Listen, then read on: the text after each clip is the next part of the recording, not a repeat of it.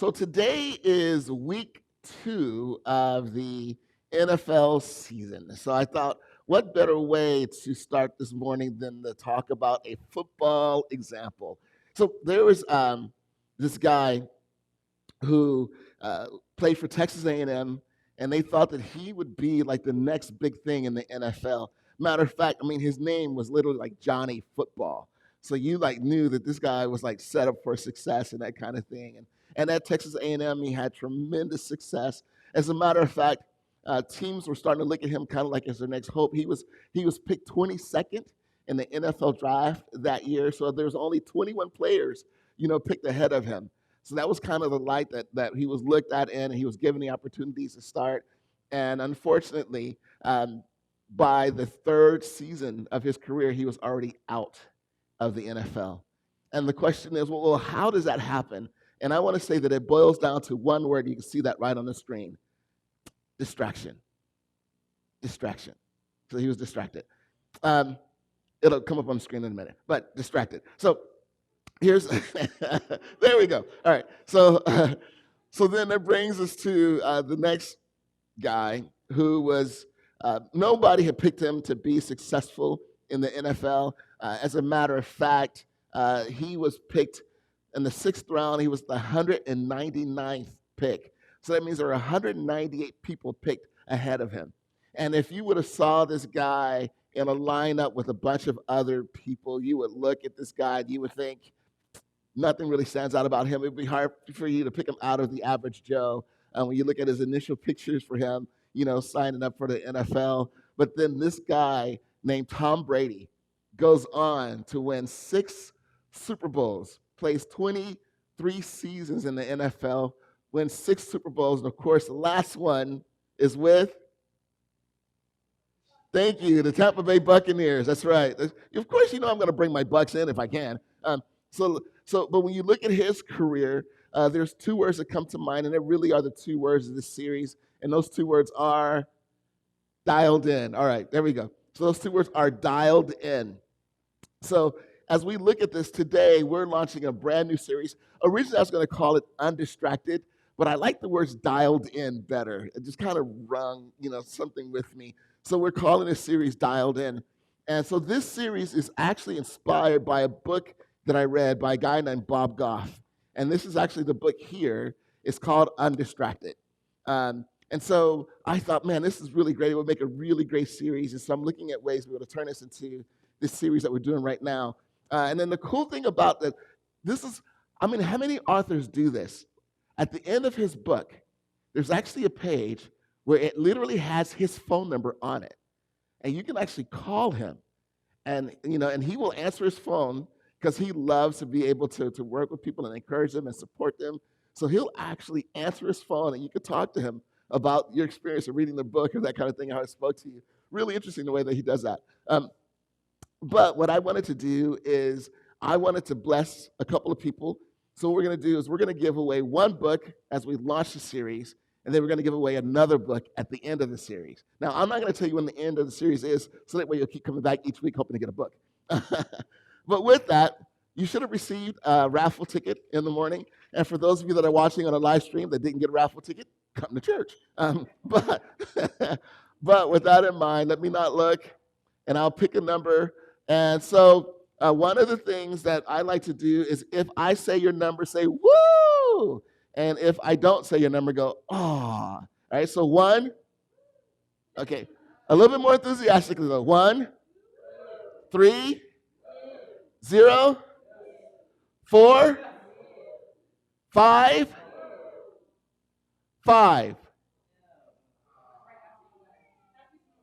Oh, there you go. Enjoy. Awesome. Oh, look at that. She gives me proof, too. That's great. That's great. And I really do hope that it's a blessing to you in the same way that it was to me as well.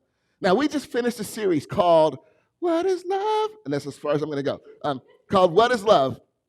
And in this series, what we did is we looked at what does it really mean to love God, and also we looked at what does it really mean to love others, and what does it mean to love ourselves.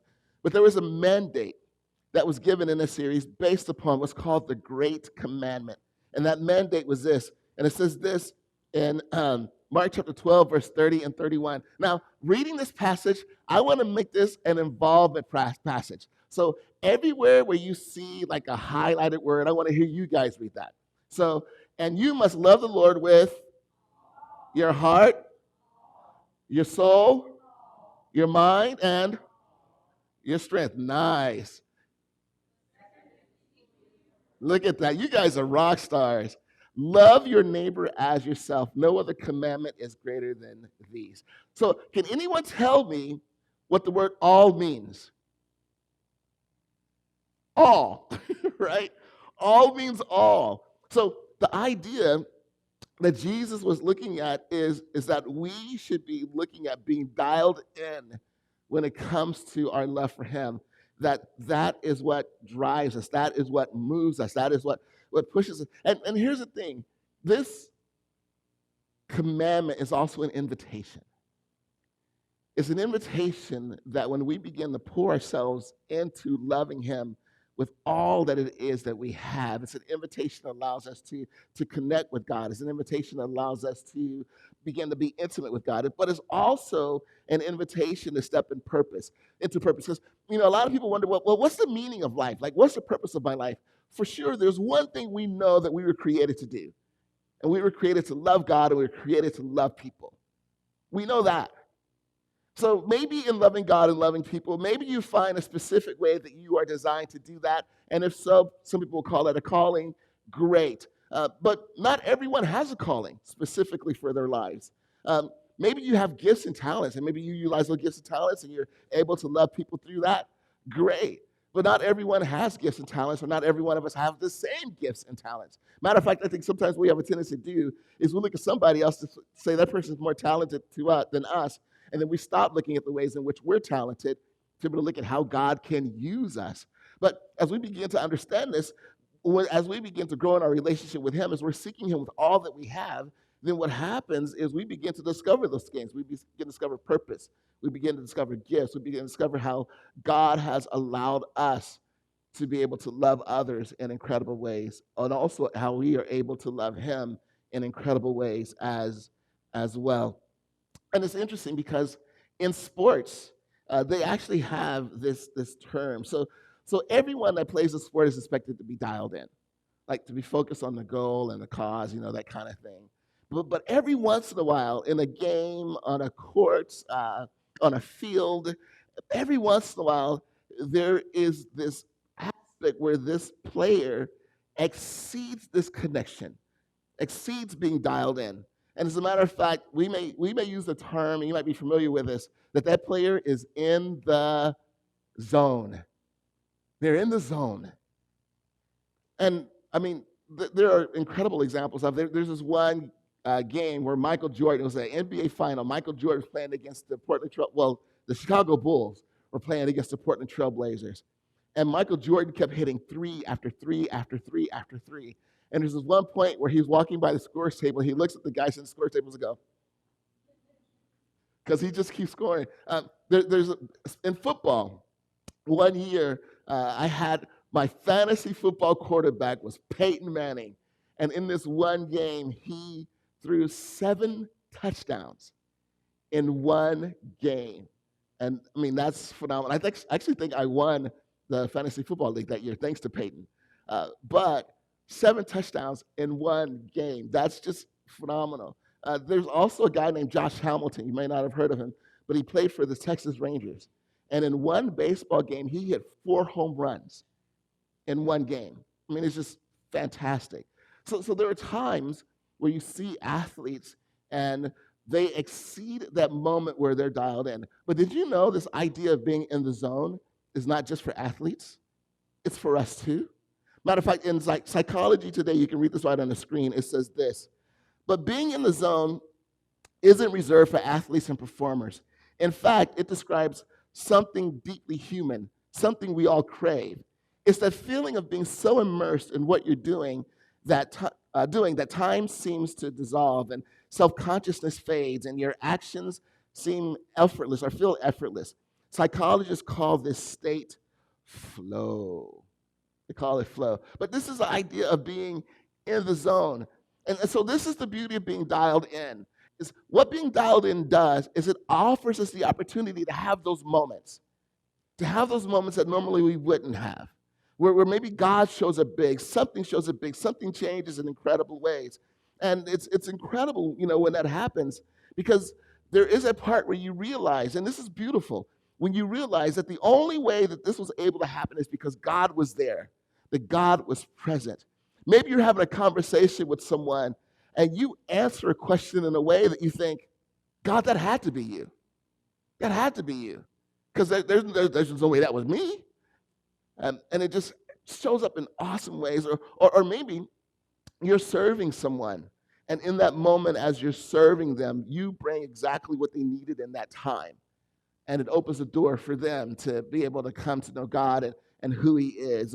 Or maybe what happens is you hear about a need, and so God blesses you, and so you bless that need. Maybe it could be financial, maybe it could be food, maybe it could be, but in some way you helped meet that need. And as a result of that, this person is just so grateful. As a matter of fact, sometimes maybe somebody might even say to you, you know what, you doing this is an answer to that prayer. I was praying, and you are the answer to that prayer. Or maybe someone might say to you, you know what, I wasn't sure about God, but your compassion for me at least opens the door for me to begin to consider who God is. These are moments that can happen in our lives when we are dialed in, when we are connected, when we're pursuing God and who he is and the way that he desires for us to be able to be connected with him. Now, here's the deal, though, is we are in a spiritual battle. No doubt, we are in a spiritual battle. And the enemy, in John chapter 10, verse 10, it's not on the screen, so don't worry about trying to find it. But it says where the thief comes to steal, kill, and destroy. So that's the idea. This is the kind of enemy that we're fighting, someone who wants to destroy your life. Now, here's the thing, though, that's really interesting, is how. How does the enemy want to destroy your life? See, the enemy could come and he could tempt you to do something really dumb that really uproots your life. But see, he knows that there's a gamble there. Because if he does something that uproots your life, then maybe what that does is that drives you to God. And then as a result of being driven to God, it causes you to begin to be propelled in your faith the way that you never would have been if you had not had that trial. So sometimes he doesn't do it that way. There is a more effective and more crafty tool that the enemy has to destroy our lives. It's called distraction. It's called distraction.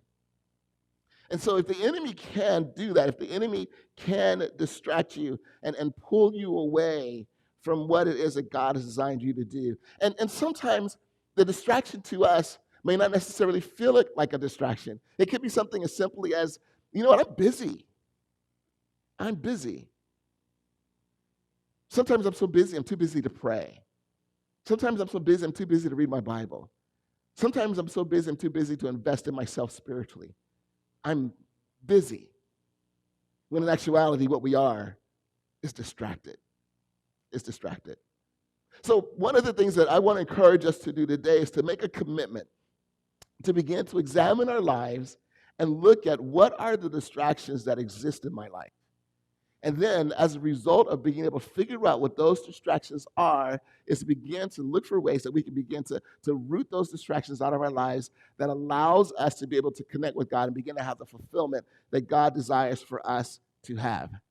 So here's what we're going to do this morning, is we're going to look at a case study of distraction. And here's a guy who had incredible potential. I mean, incredible. He stepped into some really big shoes to fill, though, because his father was David, like the greatest king in Israel's history. And so I'm talking about a guy named Solomon. And so God shows up to Solomon one night, and he says to Solomon, hey, if you could have one thing, what would you want? And Solomon could have asked for riches. He could have asked for so many things. And he said, I want wisdom. I want wisdom. And God's response to that was, man, that's an incredible. Matter of fact, I am so blessed by your response, I'm going to bless your kingdom. And Solomon does. He is able to build something really great upon the work of his dad. So this is kind of the foundation. This is what starts his work in being a king. But then here are some things that we begin to see. First of all, in 1 Kings chapter 3, verse 3, it says this: Solomon loved the Lord and followed all the decrees of his father David. But then there's a big word there: except. Except. That Solomon too offered sacrifices and burnt incense at local places of worship. That word "except" is huge. So what does it mean? I think what it does is it kind of begins to lay a foundation of what happens with Solomon as well. And I think this is important for us to look at ourselves because maybe someone could say, like, Ken was a really great pastor, except. Ken was a really great speaker, except. Ken was a really great dad, a really great husband, except. So we want to make a commitment to begin to look at our lives and begin to ask ourselves, are there some excepts? Those elements that come into our lives that hinder us from being able to be, ultimately, like I said, what God desires for us to be as well. So Solomon he loved God. And as a matter of fact, early in his career, one of the things he did, which I think is really incredible, which is something I would encourage us to do, and that is make ourselves available. Make ourselves available to God. I will say that for me, this has probably been one of the freest things that I've done in my life. Because I don't know about you, but I used to put a lot of pressure on me to do things for God. And I would put a lot of pressure on those things to be great. And as a result of it, I would be really frustrated with myself, or sometimes I would have fear because I wouldn't step into it. There are times where I would volunteer, like on high school campuses and those kind of things, but because I was putting so much pressure on myself to do something for God, right, that as a result of it, I kind of hindered myself from being able to be used by him. So recently, and I'll be honest, like when I say recently, this is like really, really recently, I've just began to realize, like the truth is, God is God. So I don't need to put pressure on myself to create results. That's his job. That's his job. The only thing that God asks for me to do is just be available. Is just show up. And that's what I want to encourage us to begin to think about as well. Just show up. And the amazing thing is when we do that, then what happens is it allows God the freedom to move. Because I will tell you too, and I wonder, like, how many times was the pressure on me to try to do something great for God that I stepped in God's way trying to do something great, when all I needed to do was relax and allow him to be him. But that's what seeking him with all and making him all our focus, our emphasis, our purpose, that's what helps us to be able to grow and to develop as well. So at this point, initially, we could say that Solomon was dialed in. But then at some point, he wasn't. He wasn't. And this is a passage that kind of reveals that. It says in 1 Kings chapter 11, verses 1 through 3. Now, King Solomon loved many foreign women. Besides Pharaoh's daughter, he married women from Moab, Ammon, Edom, Sidon, and from among the Hittites. The Lord had clearly instructed the people of Israel, you must not marry them because they will turn your hearts to their gods. Yet Solomon insisted on loving them anyway. He had 700 wives of royal birth and 300 concubines, or 300 mistresses. And in fact, they did turn his heart away from the Lord. Well, no wonder. 700. That's a lot of mother-in-laws. So now, I love my mother-in-law, but I wouldn't want 700, let alone 2. Right? And I can also see, and my question is, like, for those women, and I know that was a different time, so the thinking was a little bit different, but still it had to be awkward. When you see wife 123 come through the door, like, that had to be awkward. And you see mistress 78 come through the door, like, that had to be awkward. And some people say maybe that Solomon struggled with a sexual addiction. And maybe he did based upon that. But, when you look at this, it's pretty crazy. So no wonder he was distracted. No wonder he was distracted. Now, I do want to address something real quickly, because where it says that God instructed Israel not to marry amongst the lands that are around them, I was doing, as I was researching this, I came across a commentary that was written back in like the 1970s. And in this commentary, it used this passage as a reason why there should not be interracial marriages. You know? And I was like, whoa! Because the issue there wasn't, don't date people of other races. It wasn't that at all. What it was about is don't date people who are of other nations that worship other gods. Because in worshiping those other gods is going to pull you away from me. That's what this is about. That's what this is about. So, honey, we're safe. Amen. But that's what this is about. So as we look at this passage, though, it's important for us to begin to look at what are the distractions that happen in our lives. And I wonder, like, because it talks about Solomon, and I wonder, as that distraction began to grow, was he aware of the fact that his heart was being further and further turned away or moved from God? Or was he so caught up in, 433, that he just kind of lost sight? And I think it's so easy for us to do as well. So here's what Bob Goff encourages us to do. And I want to encourage you to do this as well. He encourages us to do he talks about this in the book. He encourages us to do a distraction audit.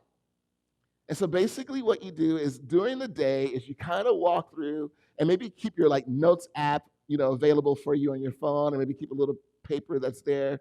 And there's two types of distractions that you want to look at. The first type of distraction is just that physical distractions that kind of pull us away. So you're at work and you decide you're going to scroll Instagram for just 10 minutes, and 2 hours later, that could be an example of a distraction. Or maybe you're going to watch, 10 minutes of a show, and 4 hours later you've streamed Netflix. That whatever it might be. But to write down as you're doing like a distraction audit, because here's the thing about distraction is you never know when you're distracted until you realize you've been distracted. Have you noticed that? You never know that you're distracted until you realize. And usually, here's what realization of distraction looks like. What? It's been 2 hours? How'd that happen? And now you're scrambling, right, as a result of it. So the idea behind this is as soon as you notice that, write it down. And then what you do is go back and you begin to assess it. And do you see patterns of distraction that happen in your life? The other thing that you want to also be aware of is what I would call mindset distractions.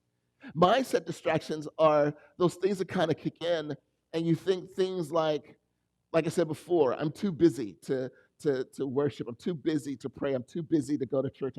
All of these things. And then also maybe you start to look at your life and some of the challenges that are happening in your life, and you begin to look at those things, and those challenges kind of derail you from your relationship with God. And maybe you fall to things like, I'm not good enough. I'm not worthy. Like all of those elements are distractive elements that Satan will bring into our minds and bring into our thoughts that causes us to be distracted from God and our relationship with Him. So it's good to take a moment to just kind of do that assessment. And I wonder, obviously Solomon didn't do that, with the number of women that he had in his life. And it goes on and it says this in 1 Kings chapter 11, verses 4-6. It says, in Solomon's old age, so now he's older, he's moved forward now. It says, they turned his heart to worship other gods instead of being completely faithful to the Lord his God, as his father David had been. Solomon worshiped Ashereth, the goddess of the Sidonians, and Molech, the despicable god of the Ammonites.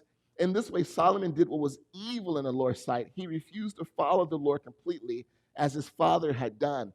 Now, why is Molech so bad? Molech's so bad because I've talked about this before, that one of the things that Molech would require would be like a fire sacrifice. So some Israelites would actually sacrifice their children in fire to this god. So this is who And the reality is Solomon being the king, he's the influence on his people. So this is who he's influenced his people to worship as well, is worshiping this god named Molech. And then in Ashereth, what happens is in worshiping Ashereth, they would have temple prostitution. So obviously, a guy who has 700 wives and 300 concubines, he's like, I'm going downtown. you know, I'm going to Ashereth, to party, kind of thing. So you can see this, and you can see how it just kind of led. And that's the thing, like I said about distraction, is that the power of distraction is its subtlety. Is its subtlety. Uh, I've done a thing called orienteering. And basically what orienteering is, and I've kind of maybe shared this with you before, but what orienteering is when you have a map and you're trying to get from point A on the map to point B on the map.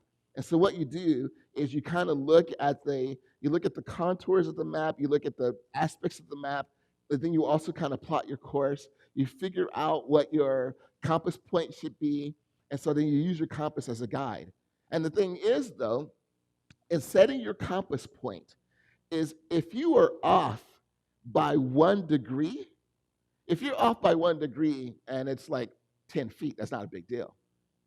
But if you're off by 1 degree for 300 miles, that's a huge deal. Because each mile, you're increasing your way of getting off the path and where you want to go. And that's what subtlety is like. It just kind of comes in, and it's just kind of over here, over here, over here, kind of thing. And we begin to fall for it.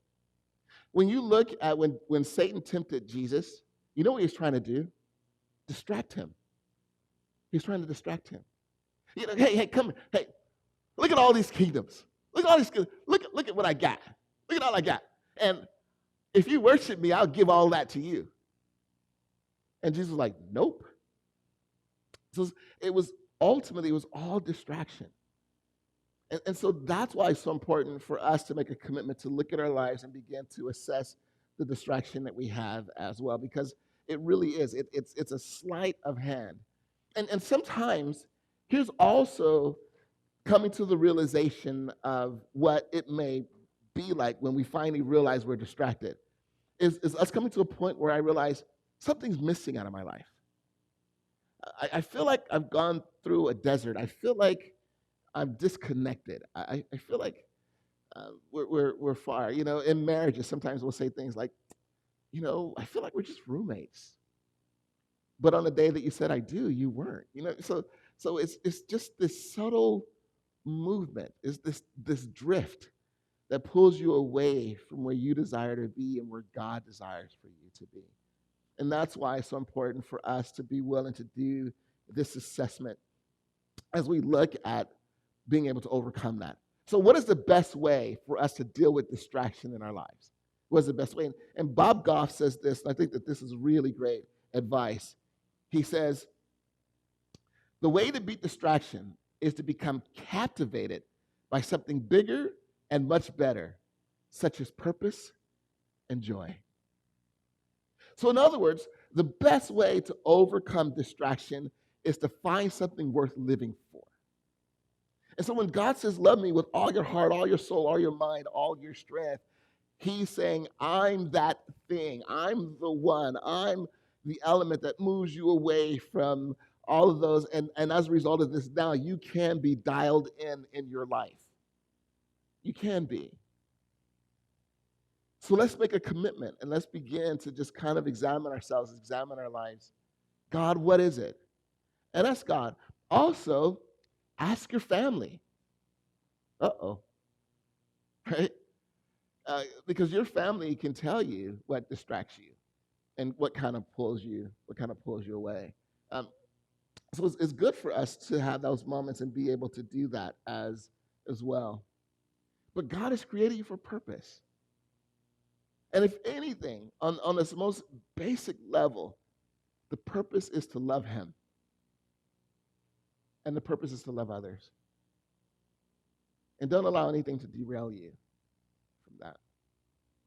Here at Encounter, what we do is we look at the great commandment, right? Love God with all your heart, all your soul, all your mind, and all your strength. And we have turned that into a core value here at Encounter, and we say love up. Then it says love your neighbor, so we say love out. As yourself, we say love in. And what we encourage us to do is based upon what we've heard in the message during today, is we can look at those elements. And I'll tell you, these are suggestions that I have. But as you're listening to this, if something else speaks to you, like, oh my goodness, this is something I could do to love God, then feel free, absolutely, to do that. But with that, in loving God, here's the first thing that we say is love up, is what we encourage us to do, love up. So with that in mind, here's what I want to encourage you based on today is identify what distracts you from fully loving God and begin to eliminate it from your life. What is that distraction that's pulling me away? And here's the beauty of that too, is sometimes the way to beat distraction in our life is just to start small. It's just say, you know what, rather than spending my time doing this, I'm going to take 5 minutes and I'm going to do this with God. I'm going to connect with Him. And it begins to just kind of build from there. So it doesn't have to be something grandiose. What about love out? Be fully present. When you have an opportunity to really be able to love others, be fully present. Be there. So as a result of being in that moment, being dialed in, then what happens is ultimately it's an opportunity for God to show up and God to show up big. And let me make this really clear too. God showing up big doesn't necessarily mean big results. God showing up big doesn't necessarily mean big results. God showing up big could be you're at work and you notice someone is carrying a bunch of files and they're struggling. And so you walk over and you pick those files up. And sometimes God showing up big is just a relief on their face, like, thank you so much for helping me. Give you something as small as that. So when we look at these things, be fully present.